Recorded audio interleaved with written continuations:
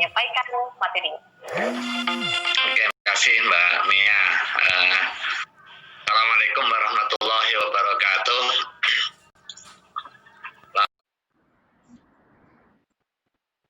Alhamdulillah, wassalatu wassalamu ala rasulillah, wa ba'du. Yang saya hormati Deputi Pemberdayaan Pemuda, kemudian Kepala PP PON, Pak Tri, para narasumber, Bu Puspita Zorawar,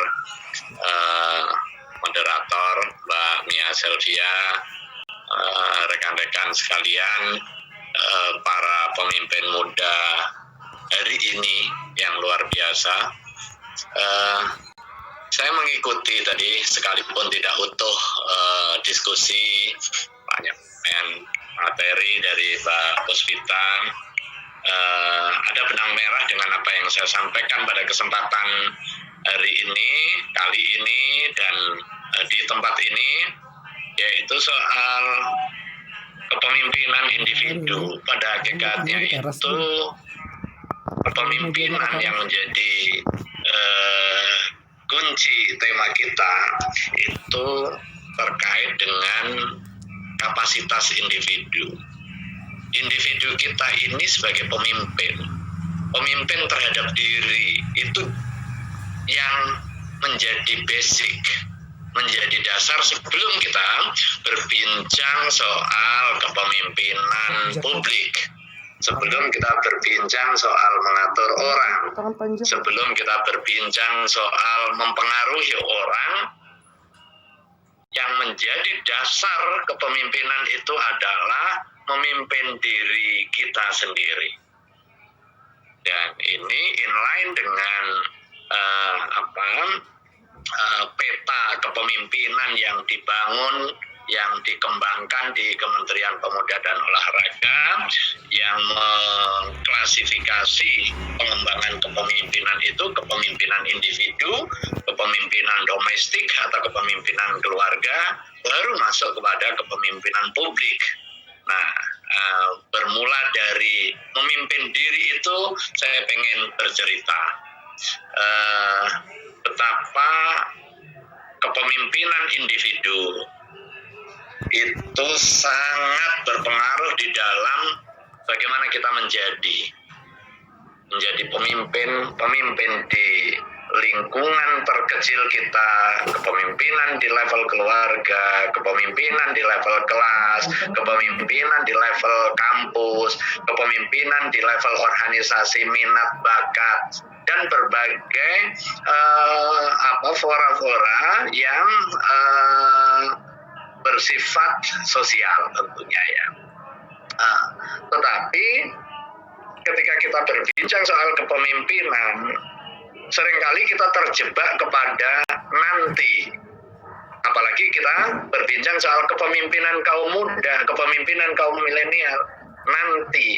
Nanti saya akan jadi pemimpin. Tidak, hari ini kita menjadi pemimpin.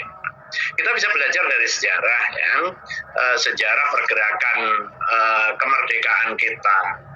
Anak-anak muda memiliki dedikasi dan selalu menjadi aktor terhadap proses-proses dan juga tonggak perubahan masyarakat kita. Tidak ada perubahan masyarakat manapun tanpa keberperanan dan juga pioneering kaum muda dengan aspek kematangan leadership-nya. Tapi kematangan itu tidak nunggu tua. Bisa jadi kita melihat Soekarno-Hatta sebagai bapak proklamator, kita lihat karena sudah jadi pahlawan dengan perspektif kita lihat untouchable. Itu pahlawan luar biasa yang kemudian menjadi mitos yang kita tidak mungkin hadir. Padahal Bung Karno dan juga Bung Hatta, Bung Karno dan juga Bung Hatta menjadi proklamator itu melalui proses panjang akan kontribusi di era kepemudaannya. Bung Karno menjadi aktivis muda pergerakan kemerdekaan nasional itu sejak awal masuk kuliah, bahkan jauh sebelum masuk kuliah. Mendirikan partai terbesar namanya PNI. Beliau masih sangat muda, usianya kurang lebih 25 tahun. Demikian juga Bung Hatta. Hasokro Aminoto mendirikan Serikat Islam yang sebelumnya Serikat Dagang Islam. Ini adalah pergerakan kemerdekaan nasional pada tahun 1911. Haji Omar Said Cokro Aminoto yang kemudian menjadi inspiratornya Bung Karno. Itu usia 30 tahun mendirikan Serikat Islam. Nah, Bung Karno ini mendirikan PNI, Partai Nasional Indonesia, itu 26 tahun. Bung Hatta mendirikan Perhimpunan Indonesia. Nah, Perhimpunan Indonesia ini didirikan pada saat beliau berada di Belanda pas kuliah. Usia 25 tahun. 25 tahun itu yang mungkin kuliah ya semester 6 atau 7 gitu. Sultan Syahrir menjadi Perdana Menteri itu usia 36 tahun. Nah, di sini saya kira relevan apa yang diupayakan oleh Presiden Joko Widodo pada saat memberikan ruang yang luas bagi milenial harus dibaca bukan hanya sekedar anak mudanya, tetapi di mana kita berpihak di dalam proses kaderisasi kepemimpinan. Bahwa ada ruang terbuka untuk kontribusi anak-anak muda baik di dalam pemerintahan maupun di luar pemerintahan. Nah, rekan-rekan sekalian, Dr. Sutomo misalnya pendiri Partai Budi Utomo ini partai pertama, usianya 25 tahun. Kiai Wahid Hasyim ini ayahnya Gus Dur. Memprakarsai satu komitmen kebersamaan setelah sebelumnya menjadi aktor reformasi pendidikan di level pesantren yang sebelumnya terkesan tradisional, dilakukan proses modernisasi, itu usianya 20-an tahun. Artinya ini masih usia-usia kuliah semester awal. Dan kemudian menginisiasi pertemuan-pertemuan yang terkait dengan kesadaran nasionalisme dan juga kehidupan berbangsa dan bernegara, menjadi ketua Majelis Islam A'la Indonesia. Ini sindikat atau organisasi terbesar dunia. Usianya 26 tahun. Dan menjadi Menteri Agama waktu itu 33 tahun. Kadangkala kita berpikir hari ini saya kan masih kuliah, masih panjang, nanti jadi pemimpinnya. Tidak, apalagi di tengah era digital, tengah era disruptif, di tengah percepatan perubahan yang begitu dahsyat, maka ruang partisipasi anak-anak muda di dalam level kepemimpinan mulai dari individu, kemudian keluarga sampai kemudian kepemimpinan publik itu terbuka luas. Jenderal gerilya yang dikenal sebagai masterpiece jenderal besar ya, Jenderal Sudirman, itu usia 25 tahun menjadi panglima besar. 25 tahun panglima besar. Artinya untuk menuju panglima besar itu kan butuh proses. Prosesnya pasti sebelum 25. Nah, kita juga ingat baru saja kan 17 Agustus kita peringati sebagai hari kemerdekaan kita. Nah, ada sosok anak muda yang mendorong percepatan. Rekan-rekan juga hafal peristiwa sebelum 17 Agustus, sebelum proklamasi, ada peristiwa dramatik, yaitu peristiwa penculikan yang dikenal peristiwa Rengas Dengklok. Pelopornya adalah anak-anak muda, Soekarni dan kawan-kawan, itu usianya belum 20 tahun. 18-19 tahun. Pelopor perubahan dengan spirit kepemimpinan kreatif dan juga inovatif. Karena perubahan itu pasti ada di tangan anak muda dengan idealismenya. Kalau perubahan itu diharapkan dari orang yang sudah mapan dalam suatu sistem yang akan mau diubah, ya ibarat kita mengharap hujan di panas terik matahari, atau ibarat terbit matahari di jam 12 malam. Perubahan itu selalu berasal dari kaum muda.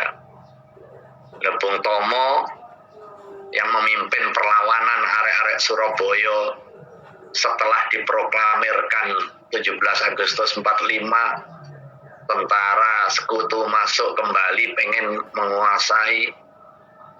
10 November terjadi peperangan arek-arek Surabaya. Siapa yang menggelorakan? Salah satunya adalah Bung Tomo yang terkenal merdeka atau mati, usianya 25 tahun. Nah, rekan-rekan sekalian, ini kita berbincang soal waktu, soal timing, untuk membongkar mindset kita bahwa kepemimpinan yang kita nggak bangun bukan besok dan besok, tetapi kepemimpinan hari ini, di sini, dan kita, bukan mereka. Demikian juga ketika ada masalah, nah kan ketika kita menegaskan diri sebagai pemimpin, maka setiap kepemimpinan ada tanggung jawab dan akan dimintai pertanggungjawaban. Arti, ketika kita berbincang soal masalah-masalah berbangsa dan bernegara, itu pada hakikatnya adalah berbincang soal kita. Kalau kita berbincang, masalah itu adalah masalah kita, maka PR kita adalah menyelesaikannya dari dalam. Berbeda halnya ketika kita mendiagnoskan masalah. Ada masalah sedikit di kampus, menyalahkan yang lain. Ada masalah di keluarga, menyalahkan yang lain. Ada masalah di dalam pertemanan, masalahnya ada di yang lain. Kalau di dalam posisi cara pandang kita seperti itu, maka kita terbebani dua hal. Tidak menjadi aktor problem solver, tetapi kita menambahkan masalah. Masalah yang pertama dengan melempar masalah ke orang lain, ini akan menambah masalah. Sementara masalah utamanya kita belum temukan. Nah, yang kedua, kita akan jauh harapan untuk terselesaikannya masalah itu. Baik, Pak, sebelum Bapak melanjutkan, yang kedua, Bapak mohon izin di share screen, Bapak, full screen tampilannya, sehingga peserta kita yang menyaksikan via YouTube streaming bisa melihatnya lebih jelas. Oke, ya, udah ya? Sudah, terima kasih, Pak. Oke, rekan-rekan sekalian, balik sekarang di mana negara hadir untuk mengoptimasi salah satu elemen penting di dalam pengembangan kepemudaan, yaitu pengembangan kepemimpinan. Menteri Pemuda dan Olahraga periode 2020-2024 menyusun program prioritas. Ada 5 program prioritas. Nah, yang terkait dengan pengembangan kepemimpinan itu nomor 2 dan juga nomor 3. Pemberdayaan pemuda kreatif, inovatif, mandiri, berdaya saing, serta menumbuhkan semangat kewirausahaan. Kenapa kewirausahaan menjadi penting? Kewirausahaan menjadi salah satu elemen di dalam mewujudkan kemandirian kita. Dan di dalam komitmen pembangunan kewirausahaan serta jiwa kewirausahaan atau entrepreneurship, di situ ada kepemimpinan individu.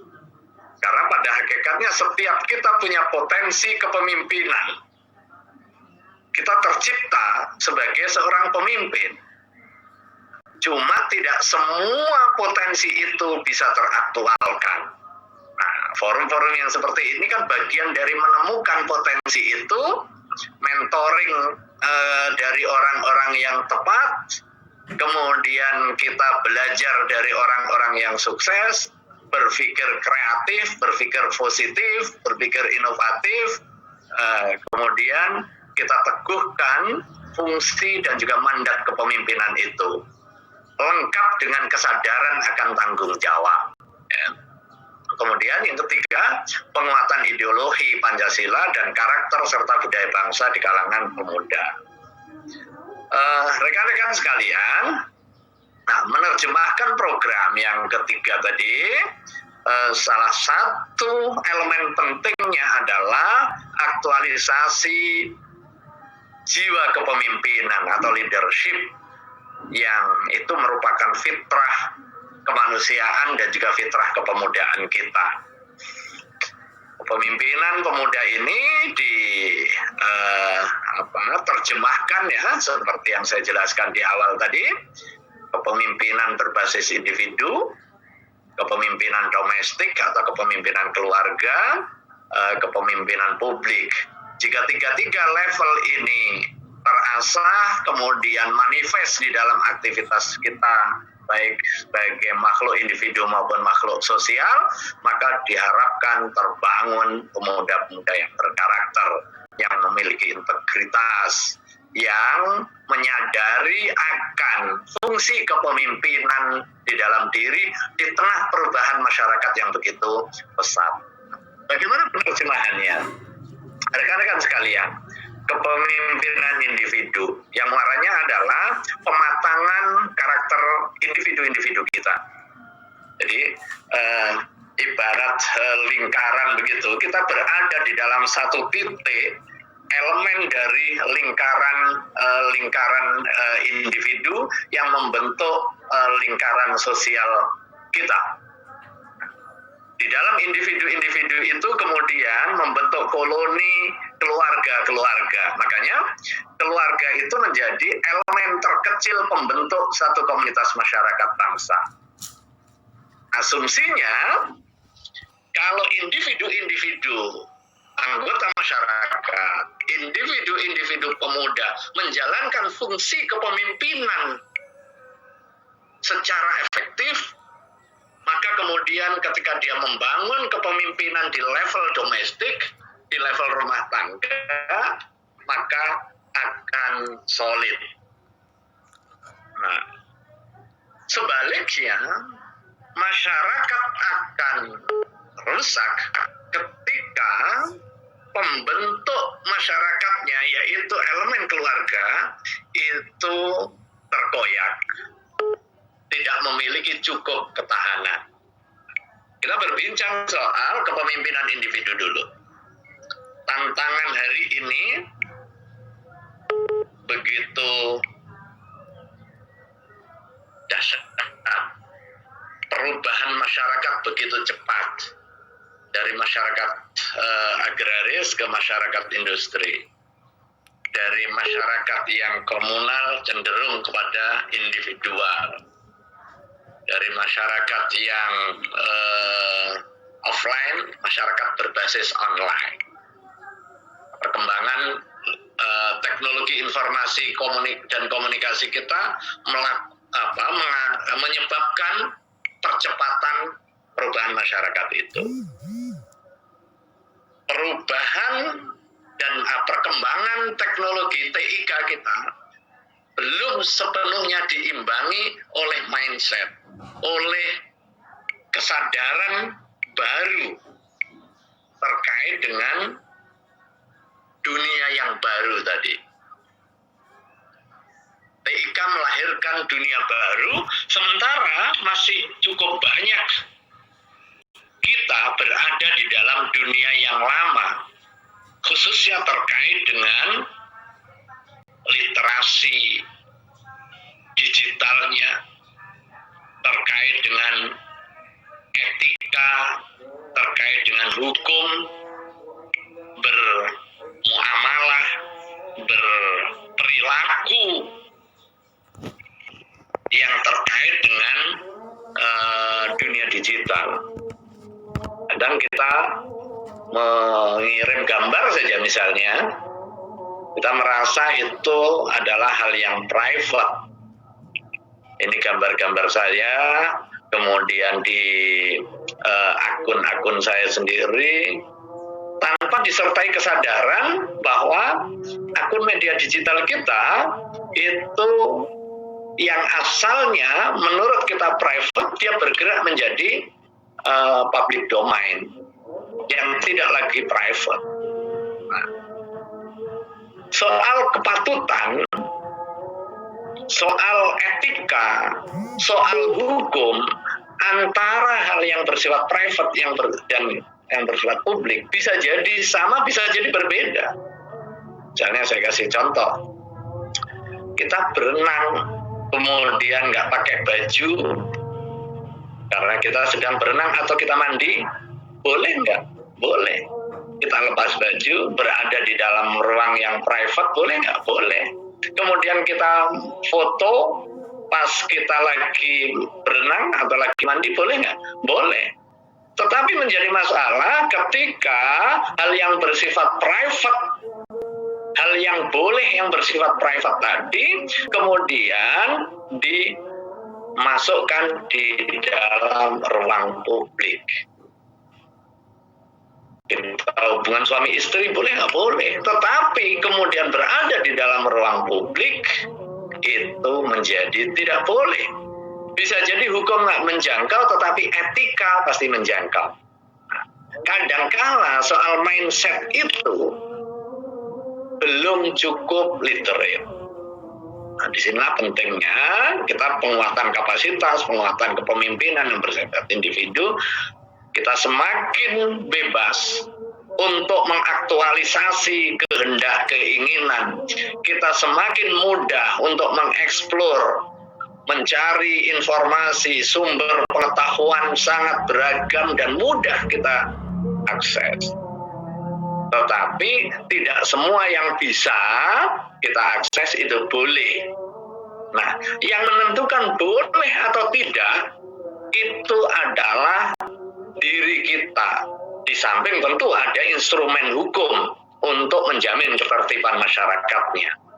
Tetapi ada atau tidak adanya hukum, kalau kita memiliki daya tangkal di dalam diri, dan disitulah fungsi kepemimpinan individu menjadi sangat penting. Di tengah masyarakat yang berubah begitu cepat ini, di tengah situasi yang memudahkan kita berinteraksi, kemudian mencari informasi, mengekspresikan kehendak dengan melalui berbagai jenis platform, artinya kemerdekaan kita menjadi sangat-sangat besar, dan pada saat yang sama tanggung jawab akan kepemimpinan itu juga semakin besar. Tantangan kita untuk membangun kesadaran, di satu sisi ada opportunity yang luar biasa untuk kepentingan explore dan juga kepentingan pengembangan, tetapi di sisi yang lain ada komitmen dan juga tanggung jawab kita yang harus kita emban. Dan itu perlu diinternalisir, perlu diasah. Nah, lagi-lagi ini soal sensitivitas. Bisa jadi itu sudah lazim, tetapi kalau tidak diasah, itu akan mati sensitivitas itu. Nah, asahan itu ya melalui diskusi, melalui latihan-latihan, melalui organisasi dengan memahami pandangan satu dan pandangan yang lain. Ada hal-hal yang bersifat universal yang kita usung, soal kebersamaan, soal kekeluargaan, soal penghormatan kepada orang yang lebih tua dan lain sebagainya. Tetapi ada juga nilai-nilai yang bersifat partikular. nilai-nilai keagamaan yang bersifat eksklusif. Kita nggak usah paksakan kepada orang lain. Tetapi begitu kita menyatakan diri sebagai Muslim, misalnya sebagai Nasrani, sebagai Kristiani, sebagai Buddha, sebagai Hindu, kita terikat oleh nilai-nilai yang bersifat eksklusif itu. Nah, begitu kita keluar, membangun komitmen kesepahaman antar agama, diikat oleh bingkai sesama anak bangsa. Kesadaran-kesadaran itu menjadi sangat penting, dan kesempatan ini semakin luas untuk mengeksplor fungsi kepemimpinan itu, tetapi pada saat yang sama tidak dikelola secara baik akan melahirkan potensi-potensi kerawanan. Saya kasih contoh, misalnya ketika kita mengeksplor hal yang bersifat eksklusif, tetapi kita sampaikan di ruang publik, karena kita sampaikan agama kita paling benar, misalnya, itu kepentingan yang bersifat partikular dan bersifat eksklusif. Tetapi itu kalau disampaikan keluar bisa beririsan dengan kebenaran yang lain, yang juga diakui secara eksklusif di tempat yang lain. Lagi-lagi dibutuhkan wisdom. Di samping fungsi personal leadership, juga persoalan wisdom, kebijaksanaan. Nah, disitulah butuh latihan-latihan, station di dalam mengasah ketajaman intuisi dan juga pengalaman kepemimpinan individu itu. Belum lagi kita berbincang soal bela negara, soal ketahanan ideologi di tengah situasi masyarakat digital hari ini. Dunia dalam genggaman itu memang betul-betul kita saksikan dan juga kita rasakan. Nyaris borderless, nggak ada lagi sekat-sekat yang membatasi kita antar daerah, antar agama, antar negara bahkan. Apa yang kita pesan hari ini di luar negeri, besok lusa bisa nyampe. Tidak hanya barang produksi, peralatan misalnya, tetapi juga barang konsumtif, barang yang kita konsumsi. Belum lagi soal value, soal nilai-nilai terbuka. Nah, ada nilai-nilai yang bersifat universal, ada nilai-nilai yang bersifat partikular. Nilai-nilai kebersamaan, nilai-nilai penghormatan atas asasi manusia itu nilai-nilai yang bersifat universal. Artinya kita bisa belajar dari manapun. Tetapi ada nilai-nilai yang bersifat partikular. Bagaimana etika pergaulan untuk menerjemahkan persaudaraan. Itu bisa jadi ada nilai yang bersifat partikular, daerah tertentu memiliki adat, daerah yang lain memiliki adatnya. Adat itu bisa atau beririsan dengan norma agamanya, patut dan tidak patutnya. Kadangkala menjadi masalah ketika norma nilai itu kemudian berbenturan, bahkan melakukan kontestasi. Nah, disinilah bentuknya wisdom. Ada norma nilai yang bersifat eksklusif, ada norma dan nilai yang bersifat inklusif, yang bersifat terbuka. Termasuk ketahanan ideologi kita sebagai bangsa. Pancasila sebagai dasar, sebagai sendi kehidupan berbangsa dan bernegara, ini menjadi konsensus nasional. Begitu masuk nilai dari luar yang bisa jadi kemudian kita takjub transnasional terkait dengan ideologi transnasional, baik itu ideologi berbalut keagamaan, ideologi yang terkait dengan ekonomi, yang terkait dengan sosial, yang terkait dengan politik misalnya. Disinilah komitmen penguatan kepemimpinan individu menjadi sangat penting dengan pelatihan tadi. Kemudian masuk kepada kepemimpinan domestik, keluarga sebagai pusat. Nah, kadangkala kita seringkali jumping dari penguatan kepemimpinan individu tadi ke kepemimpinan publik.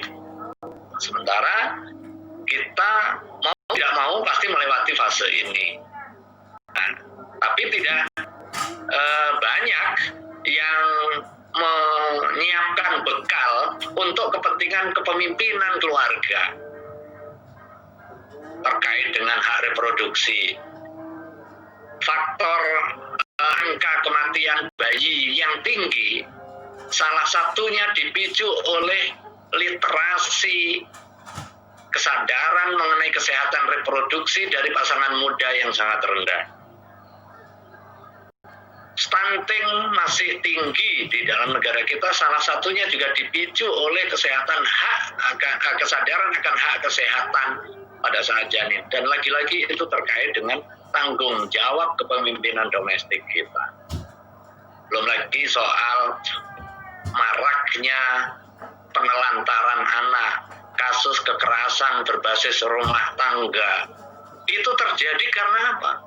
Karena soal iliterasi. Nah, disinilah menjadi penting sebelum kita nih rekan-rekan nih pasti nanti akan menjadi pemimpin individu. Setelah kita tuntaskan, kita pemimpin di dalam rumah tangga.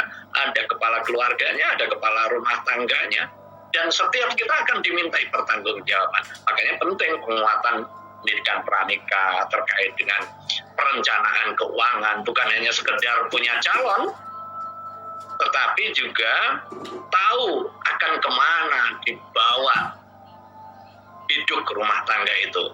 Nah, ini ujian pertama untuk menyatukan ide yang berbeda. Ini kan baru berdua, berarti kan kalau suami istri baru. Kalau yang pertama tadi adalah mengkonsolidasi ide, menundukkan nafsu di dalam diri kita,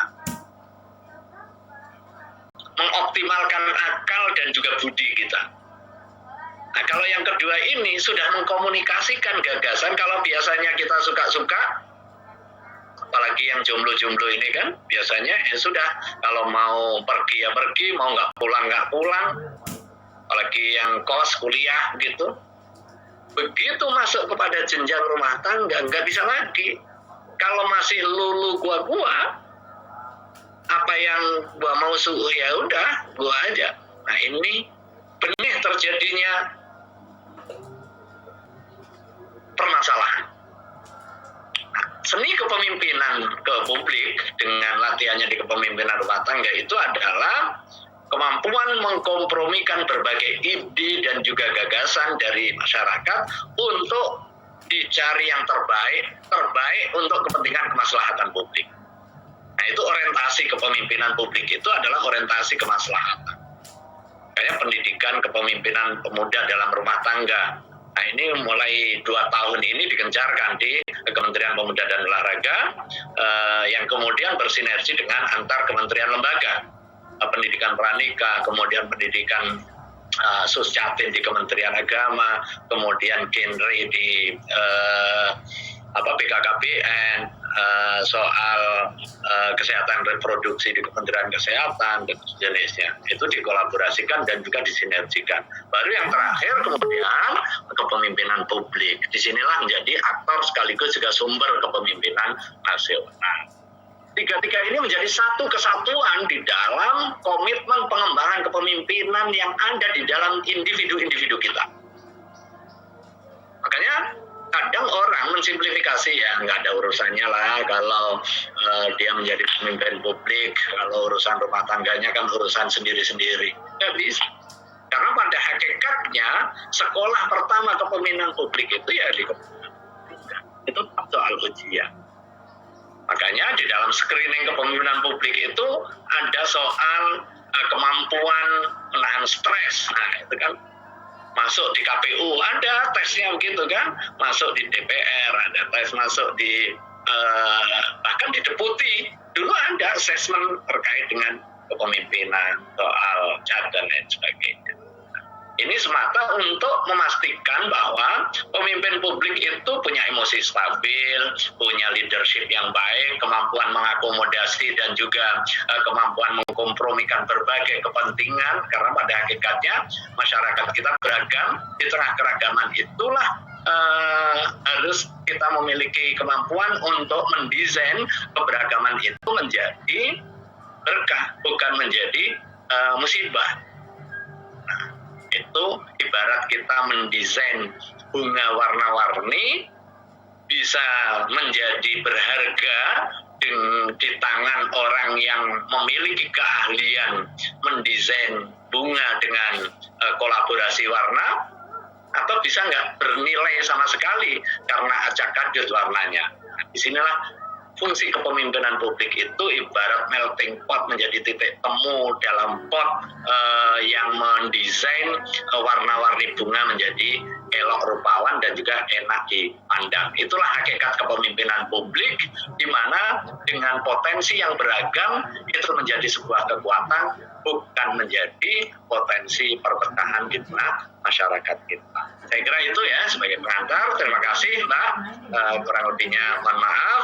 Assalamualaikum warahmatullahi wabarakatuh. Waalaikumsalam warahmatullahi wabarakatuh. Terima kasih Pak Niam selaku Deputi Pengembangan Pemuda Kementerian Pemuda dan Olahraga. Dan itulah tadi rekan-rekan pemuda semua, Pak Niam telah menyampaikan tadi sosok-sosok pemuda yang telah menjadi pemimpin di usia muda, dan juga selain itu Kemenpora memiliki program prioritas di tahun 2020-2024 yang bermanfaat untuk para pemuda, sehingga kita tercerahkan di hari ini bahwa memang Kemenpora punya program-program yang menarik tersebut, program kepemimpinan yang lengkap, dan tentunya kita bisa mengikutinya bermanfaat bagi kehidupan kita di masa mendatang. Nah, kita akan masuk ke sesi tanya jawab. Saya ingin mengundang kembali Ibu Puspita untuk berada bersama kami. Saya ingin membacakan pertanyaan yang diajukan kepada Ibu Puspita dan juga Pak Niam. Yang pertama saya ambil dari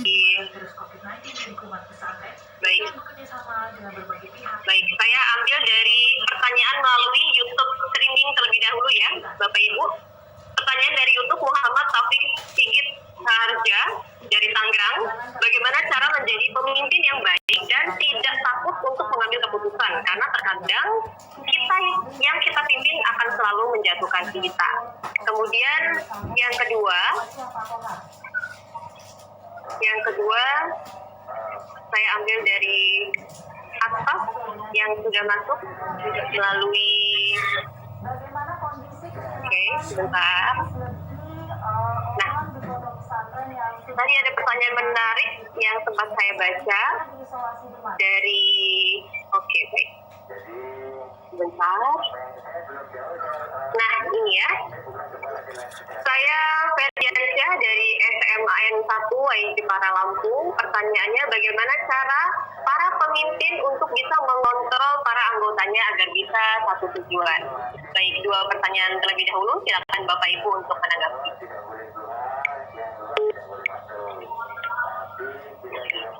Mbak Moderator, Mbak Cantik, Mbak Ami, saya dulu. Baik, silakan Ibu Puspita, boleh. Tadi ada pertanyaan Mas Rizky yang di awal sebelum. Oh iya, betul. Boleh dilanjutkan kembali ya Ibu ya untuk menjawab pertanyaan dari Rizky. Tadi memberikan paparan. Mohon izin Pak Rektor, saya menjawab, Bapak. Ya, Mas Rizky menanyakan bagaimana jika, saya masih ingat tadi, bagaimana jika kita sebagai pemimpin kita harus bertemu dengan banyak orang sehingga kita bisa bekerja sama, seperti itu Mas Rizky ya, kira-kira ya. Dan juga bagaimana seorang pemimpin harus terus mengembangkan cara-cara berkomunikasi. Nah, saya sangat tegaskan pada hari ini, teman-teman, cara-cara pemimpin itu berbeda-beda, begitu ya. Jadi yang jelas yang tadi secara singkat kita sudah sampaikan bahwa kalau pemimpin itu pasti punya tujuan. Tujuannya ada visinya, terus clear vision begitu. Nah, ada pemimpin yang bekerjanya itu memang stylenya itu bicara setiap hari. Namun ada juga pemimpin yang lebih tidak bicara seperti itu, tapi lebih ke tegas secara action begitu. Nah, di sini yang saya mau sampaikan ke teman-teman semua yang luar biasa yang menjadi pemimpin di era sekarang dan era yang akan datang. Siapapun kita tuh punya personality tersendiri gitu ya. Ada yang personality introvert, ada yang personality extrovert. Namun saya yakinkan ke teman-teman pemuda yang luar biasa, tadi kan sudah terbukti gitu, teman-teman sangat responsif, sangat punya pemikiran-pemikiran yang luar biasa dan positif. Jangan berhenti di kekurangan kita, tapi fokus pada kelebihan kita. Begini-begini saya dulu juga sangat pemalu begitu ya. Saya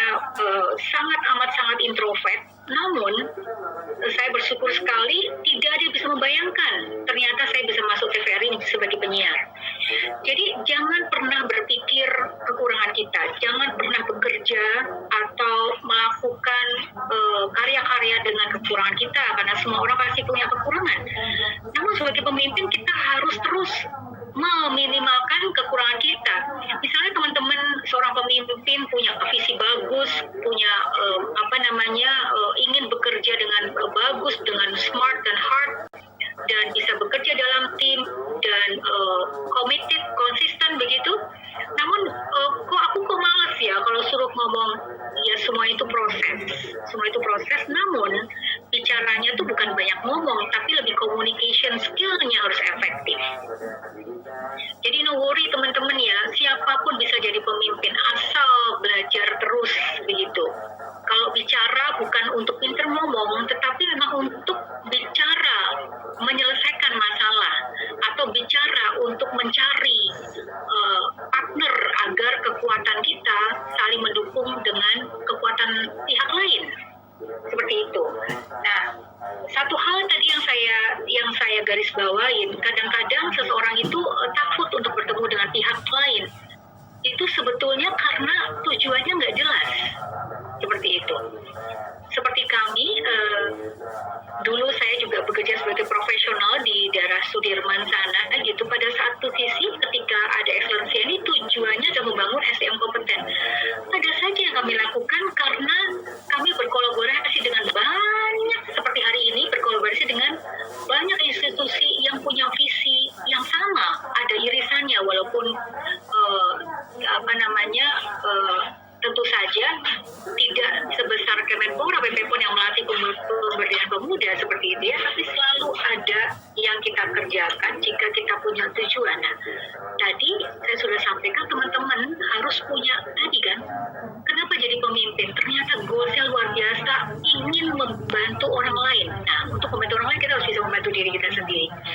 Saya rasa paham ya Mas Rizky ya, never give up, bangun Solo menjadi kota yang, tadi kan Mas Rizky dari Solo soalnya, menjadi kota yang dilihat Indonesia dan pemuda-pemuda Solo bisa melaksanakan menjadi pusat kebudayaan Indonesia dan bisa mengimplementasikan visi tersebut. Tadi sudah saya sampaikan juga harus work together. Jadi tidak ada pemimpin yang bekerja sendiri. Bahkan pemimpin itu kalau timnya belum datang, dia sudah berpikir, sudah datang, sudah punya checklist list to do achieve-nya apa, begitu ya. That's about the price to pay for as a pemimpin. Tidak mengeluh karena selalu optimis, segala tantangan itu pasti ada solusinya. Kira-kira gitu Mas Rizky. Saya next ke pertanyaan berikutnya Mbak Moderator. Ya, pertanyaan dari Ferdiansyah, Ibu. Bagaimana supaya anggotanya ini satu tujuan Bu dengan pemimpinnya? Oke, Mas Ferdian, saya selalu sampaikan pemimpin itu tidak boleh bicara dengan kata-kata sulit, tidak boleh bicara dengan kata-kata tidak bisa, namun selalu dengan kata-kata yang positif. Tidak mudah, boleh ya, itu tidak mudah bagaimana pemimpin itu bisa menyatukan visi sehingga membersnya, anggotanya bisa satu tujuan. Tentu saja dengan dialog setiap hari, dengan mentoring, teman-teman muda juga paham. Tadi Pak Rektor juga sudah sampaikan untuk menjadi pemimpin publik mulai dari memimpin diri sendiri maupun memimpin keluarga. Di keluarga pun demikian ya teman-teman ya, betul nggak? Sering sekali ada seseorang yang tidak sama tujuannya, padahal makannya sama,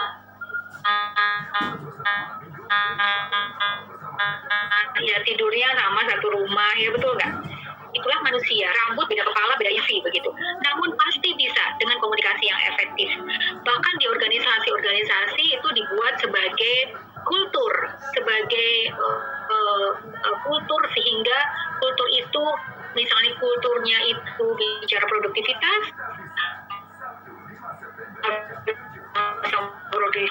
makanya semuanya bisnis prosesnya diarahkan kepada aktivitas agar bisa memimpin dengan tujuan yang sama dengan power members-nya. Tujuan misalnya jadi ketua grup di sebuah tugas yang diberikan ketika masa kuliah. Itu kan juga pasti ada diskusi, betul nggak? Ada pembagian kelompok dan ada target. Nah, sering sekali pemimpin itu tidak menaruh target. Nah, target itu adalah waktu dan juga kualitas yang harus disampaikan. Misalnya, dalam waktu 1 minggu, apa yang harus dicapai targetnya bersama-sama, tergantung apa yang dilakukan. Misalnya di bidang makanan, atau di bidang kesehatan, atau di bidang pendidikan, semuanya pasti punya target masing-masing. Jadi, seorang pemimpin itu harus target orientation. Dan bahkan itu pemimpin di keluarga pun juga demikian. Pemimpin di keluarga bisa saja targetnya harus bulan ini kita tidak harus bisa nabung. Itu kan juga pemimpin keluarga seperti itu ya, betul nggak? Nah, jarang sekali atau kita hari ini diingatkan bahwa pemimpin itu mencapai tujuan dengan orientasi target yang harus bisa dicapai. PP PON juga pasti punya target. Apalagi pemerintah Indonesia punya target bagaimana resesi ekonomi ini semakin bisa dibangkitkan kembali. Nah, kita pasti harus punya target karena waktu terus berjalan. Tadi saya sudah sampaikan, waktu yang sama tentu saja akan mendapat hasil yang berbeda kalau pemimpinnya berbeda. Lagunya sama tapi yang nyanyi berbeda, dampak juga berbeda. So teman-teman, Mas Ferdi pasti bisa dengan learning by doing dan juga semuanya bicara mau belajar dan very detail, ya, harus detail begitu. Ada lagi Mbak? Ya, tadi sepertinya sudah terjawab juga ya Bu, pertanyaan dari Taufik Sigit. Tadi menanyakan dia takut mengambil keputusan karena sudah suka dijatuhkan oleh bawahannya. Oh, baik. Ya, kita punya PR untuk membangun kapasitas diri kita agar kita dilihat orang lain mempunyai kapasitas. Seorang pemimpin tidak fokus di masalah namun fokus di solution. Jadi kalau orang lain itu melihat kita dan ingin menjatuhkan kita, tentu saja kita pelajari banyak sekali pemimpin-pemimpin yang hebat di masa sekarang itu pasti sudah melewati masa-masa yang sangat quote in quote tidak enak begitu ya, karena dulu dia dijatuhkan, dulu dia ngomong gak didengerin, terus dulu dia mau berbuat sesuatu tapi diejek, begitu kan ya, betul nggak? Banyak sekali teman-teman, itu luar biasa teman-teman, banyak sekali orang punya ide, ternyata idenya baru terrealisasi setelah bertahun-tahun kemudian. Nah, jadi seorang pemimpin yang sejati tidak fokus kepada hal-hal yang negatif. Percayalah, di antara yang negatif pasti ada yang positif. Cari seseorang, mungkin ketika 10 orang negatif, tapi ada 1 orang aja yang positif. Nah, gak masalah. Bahkan ketika 10 orang negatif, hanya dia dan timnya yang positif, tapi yang lain gak percaya, just take action and prove the vision gitu. Ya, saya tidak bisa menyampaikan satu-satu, tapi banyak sekali pemimpin-pemimpin yang sangat berhasil di saat ini. Itu sebetulnya kita harus belajar bagaimana berhasilnya dan bagaimana dulu dia susahnya untuk menjadi seseorang yang diakui. Begitu. Nah, jadi never give up. Jadi ya, never give up. Cari positifnya, dan itu kesempatan kita menunjukkan bahwa kita bisa dipercaya karena kita mampu. Kita bisa dipercaya karena kita jujur. Kita dipercaya karena kita mau belajar. Kita dipercaya karena kita bisa menyelesaikan pekerjaan dengan things done sampai selesai. Itu luar biasa. Pasti ada jalannya. Baik, terima kasih Ibu Puspita. Jadi intinya adalah tadi fokus pada solusi ya, bukan pada masalahnya. Dan pemimpin itu adalah sebuah proses untuk menjadi seorang pemimpin yang ideal. Jawabannya sangat aplikatif. Dan saya ingin beralih ke Bapak Niam. Pak, ada pertanyaan untuk Bapak Asrorun Niam dari Intan Mustikasari, mahasiswa pasca UNS. Yang pertama, bagaimana mengarungi atau mengantisipasi degradasi moral, value yang masih banyak terjadi di kalangan pemuda saat ini dengan kemajuan era digital. Kemudian yang kedua, sesuai yang Bapak sampaikan, bagaimana kepemimpinan individu bersinergi dengan kepemimpinan rumah tangga, yang mana kita para pemuda butuh untuk menyongsong hidup rumah tangga. Silakan ditanggapi Bapak. Ya, terima kasih ya Mbak Mia ya. Yang pertama terkait dengan pertanyaan yang dari Mbak Maria dulu tadi ya, Maria San Francisca yang unsur yang tadi juga dibacakan oleh Mbak Mia. Ya, baik Pak, silakan. Soal gimana pemimpin harus memutuskan, kemudian takut karena ada salah satu yang dipimpin memiliki niat jahat, begitu ya. Pemimpin itu akan diukur sejauh mana dia mengambil keputusan secara tepat dan berorientasi kepada kemaslahatan. Maslahatannya adalah kemaslahatan kaum yang dipimpin.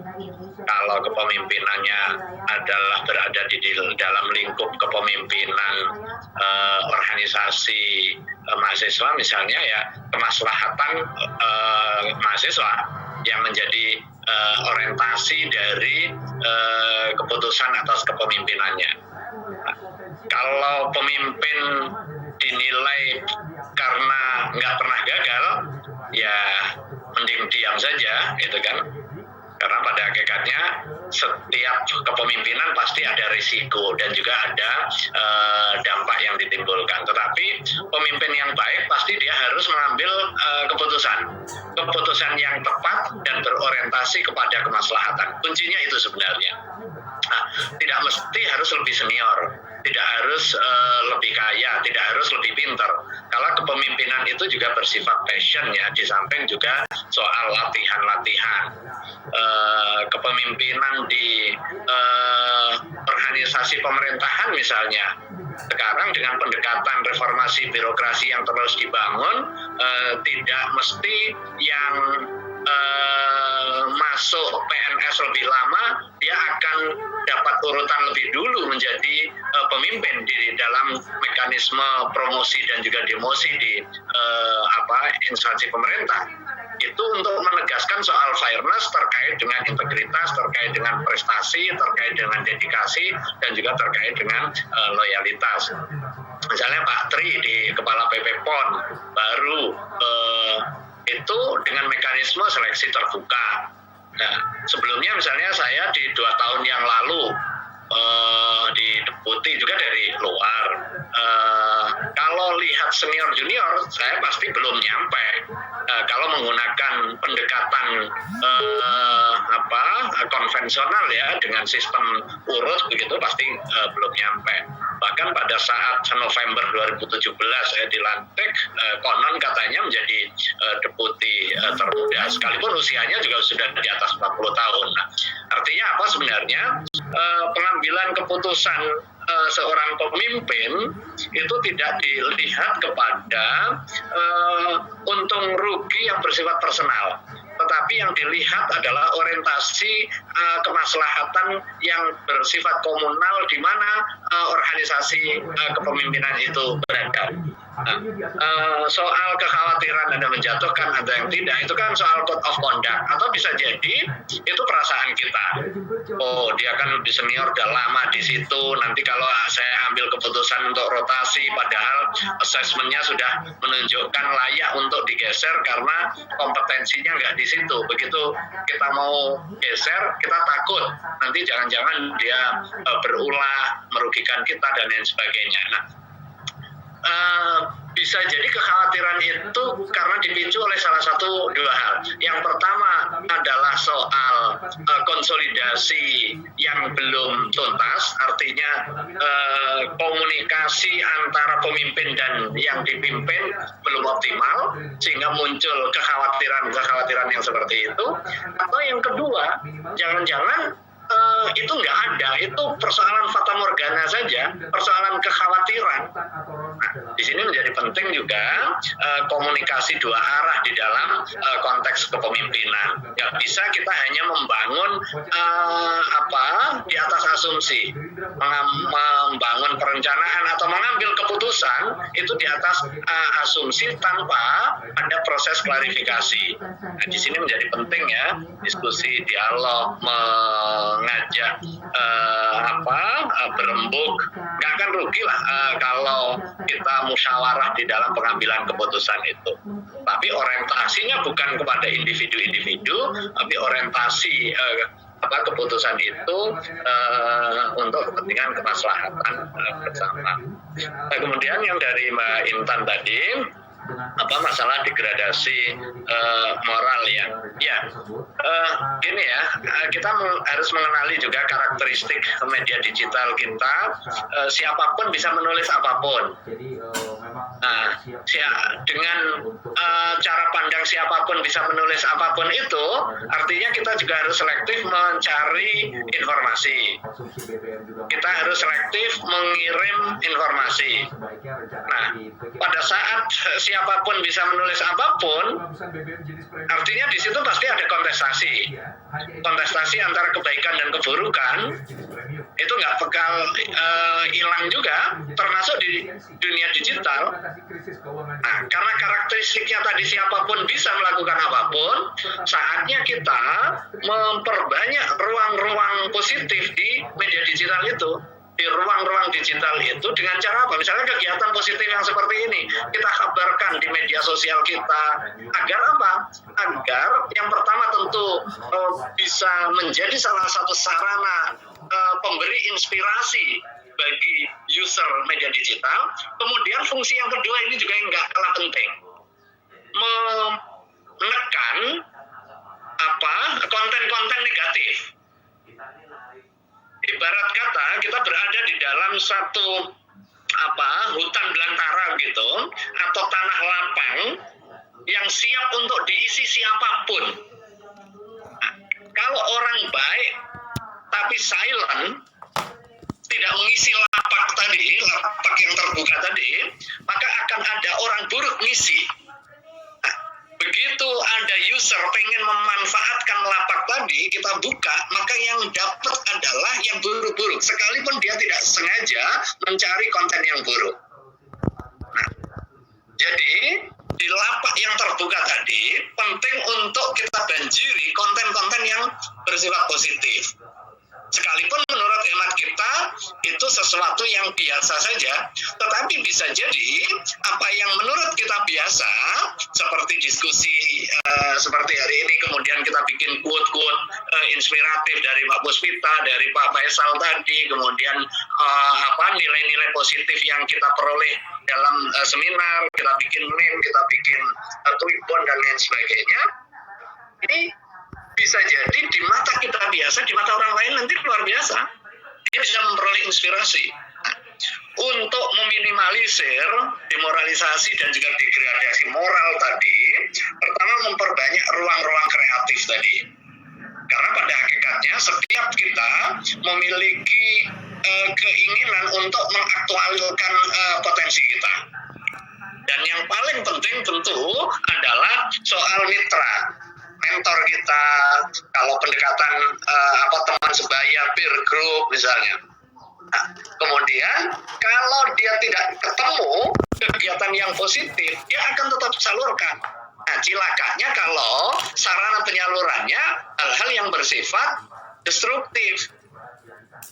Dia punya kekuatan fisik, misalnya. Disalurkan ke aktivitas silat, kemudian aktivitas yang terkait dengan fisik yang bersifat positif. Tapi kalau saluran itu tidak ada, dia akan salurkan kemana? Ke tawuran. Dia membangun solidaritas kelompoknya tapi secara negatif. Nah, demikian juga di media digital. Instagram menjadi penting kepeloporan atau pioneering kita, sekaligus juga mengembangkan fungsi leadership kita di dalam memainkan peran sosial di dunia digital kita. Peran berperan sebagai tidak hanya sebagai watchdog tetapi juga sebagai agen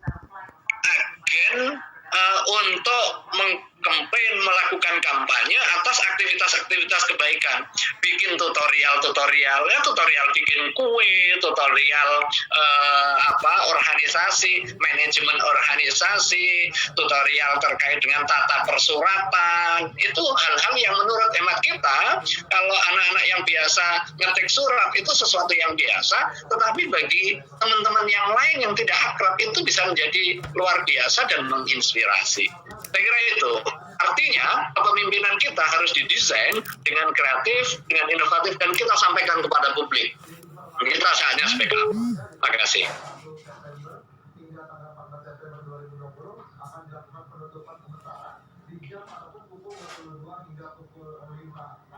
Baik, terima kasih Pak Niam. Jadi kadang-kadang hal-hal kecil itu bisa menjadi bermanfaat untuk mengasah kepemimpinan kita yang bermanfaat buat orang-orang sekitar kita ya Pak Niam. Dan ini ada pertanyaan lagi yang akan saya bacakan dari Imam Adi Nugroho, SDN 36 Palembang. Ini untuk dijawab oleh kedua orang pembicara ya. Seorang pemimpin bukan sekedar memimpin, tapi juga menjadi suri tauladan bagi orang yang dipimpinnya. Faktor yang paling utama mempengaruhi seseorang untuk menjadi pemimpin yang baik. Jadi beliau bertanya, faktor apa sih yang paling utama mempengaruhi seseorang untuk menjadi pemimpin yang baik? Silakan, saya persilakan kepada Pak Niam terlebih dahulu.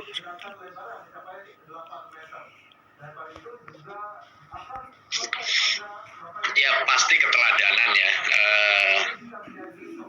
Kalau kita meminta orang lain berbuat baik, kalau hanya dengan lisan, apalagi kemudian antara lisan dengan tindakan kita ada gap, pasti di otak orang yang kita minta itu ada konflik batin. Mana yang benar ini? Antara yang diomongkan atau yang dilakukan. Nah, makanya pendekatan modeling menjadi sangat penting ya, pendekatan keteladanan di dalam konteks kepemimpinan. Ketika kita berbincang soal pentingnya kesederhanaan, sementara kita hidup mewah, bukan hanya sekedar mewah, bermewah-mewah, boros dan lain sebagainya, tentu akan menjadi masalah. Sebenarnya konsep itu secara apik terjadi